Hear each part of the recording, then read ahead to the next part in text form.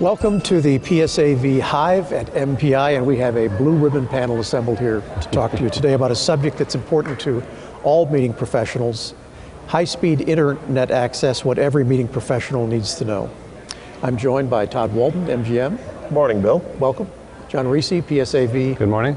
And Michael Owen, Evangenuity. Hi, Bill. Welcome, welcome all of you and each of you, and I appreciate the time you can give us talking about this subject. I'm going to start with you, Todd, because it impacts all components of the industry, but certainly a hotelier uniquely has some responsibilities in HSIA and some challenges. Of all the issues you're facing as an industry, how do you rank HSIA as an issue and why?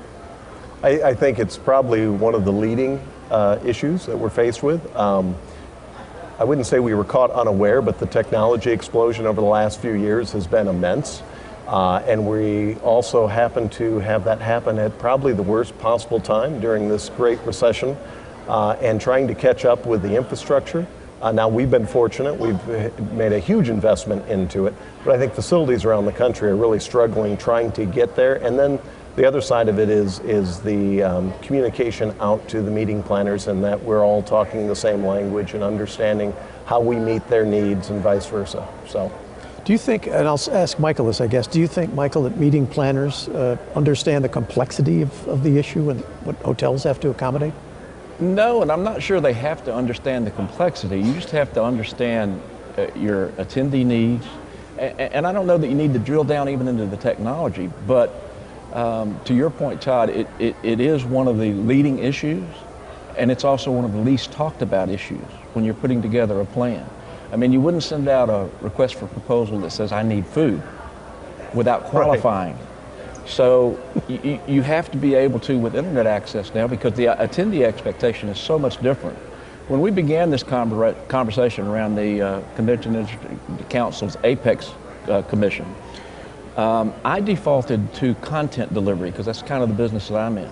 Oh yeah, we need to talk about high-speed internet access for webcasting and for streaming video and those types of things, not thinking that I had two appliances running at that very minute, that it's a very different audience that you have now with the advent of the smartphone and the iPad and tablets and those.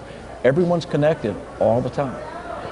Well, I know all three of you, I think, are serving in the Apex Working Committee, right? Yeah. Correct. And yep. John, what's the committee working on, and what's kind of coming out of it? Well, basically what we're trying to do is educate the meeting planner community and the venue operators as well to what, to Michael's point, what are your needs? We're trying to get them to understand, if you have mission critical needs, what do you need, how much bandwidth do you need for that? It's interesting, when we went around the table and we talked about to the meeting planners, do you know how much bandwidth you used on your last meeting? Do you know the bandwidth requirements for your next meeting?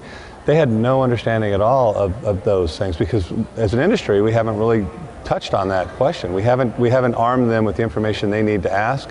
And so they've chosen to remain ignorant to a certain degree, and we're saying, well, we're going to create some tools that helps people understand it, because I think they thought it was so complex that they just didn't even want to spend the time on it. And I think what we've been able to do, and I think Michael would agree, is we've been able to boil this down into something that's very easy to understand. You don't need to understand exactly what's happening behind the wall. You just need to understand the questions that you need to ask.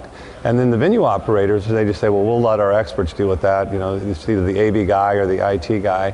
What we're saying is, no, if you're a sales professional in a hotel or a convention center, you also need to understand how to answer questions that the meeting planners have.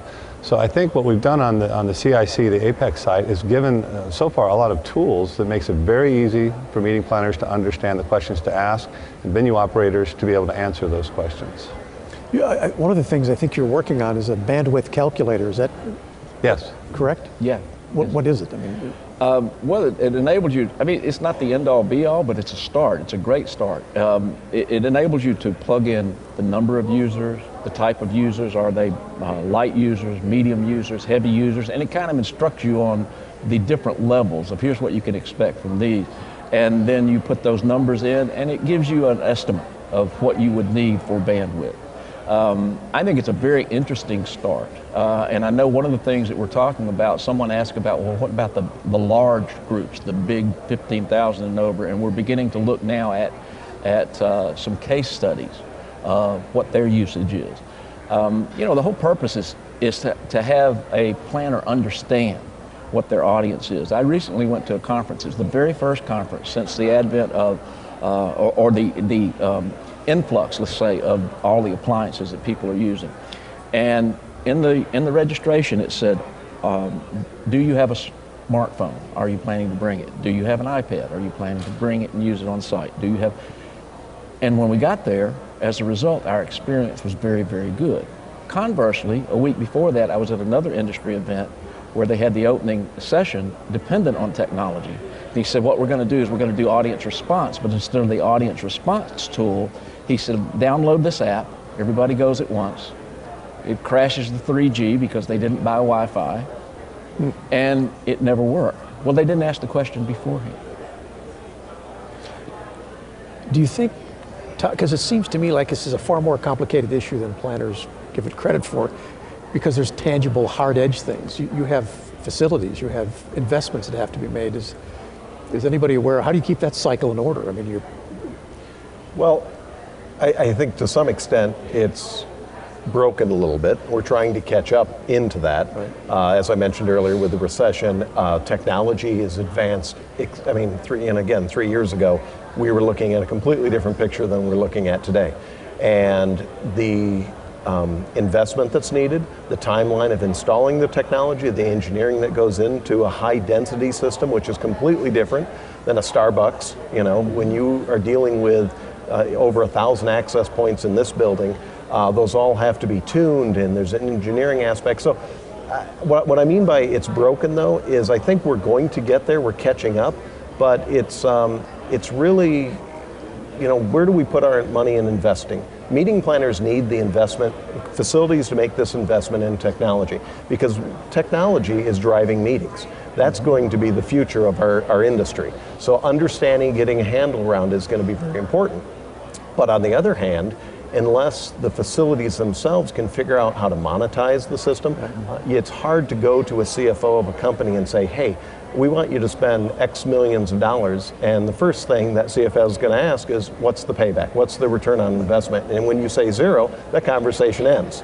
So there's got to be a way to address some of these things from a facility side, and we're struggling through that. I think there's a level that it is an amenity, that we provide a base level. But when you're talking about mission critical, when you're talking about large groups, high amount of bandwidth, I think there is a fee that you have to realize that needs to be charged. And just for the meeting planning industry itself, they've got to invest this money as they would in food, because we need the facilities to build the infrastructure to support the meetings of the future. So. And I think what we're trying to do though is shift the conversation to bandwidth consumption. So, because they understand if they're consuming something, that there's a price they have to pay for it. Before, when they talked about the internet, they were talking about their experience at Starbucks or limited service venue, and they were getting that for free. Right. But they didn't realize what they were getting. When they actually quantify the bandwidth that they're getting, it's a very small amount of bandwidth. So it's not enough to do the meetings that they need to do. So if we shift the conversation to the fact that, you know, there might be great opportunities to provide free internet access in certain parts of the program. But when you talk about mission critical components of your program, you have to understand what the bandwidth requirements are, and you're consuming something. So, you know, I think meeting planners are starting to understand that, and we've never really educated them to the fact that they are consuming something. We've never, you know, as an industry, there's no reporting. There hasn't been. There is now, but there's no reporting. So if I ask a meeting planner, you know, about their bandwidth usage, you know, they didn't know. I think as they become more educated about it, what they did last program, what they're going to need for the next program, as they get the reporting from the venues that are capable of giving them the reporting, then they're going to understand, I'm okay with paying for that. It doesn't mean that I'm not going to negotiate the price, but I understand that I have to pay for that service. And are hoteliers getting better at giving them these reports? Because it seems pretty important to be able to say, here's what you consume. I think it's a real mixed bag. I think we've just created a suite of reports for clients when they come to one of our resorts that all clients are getting.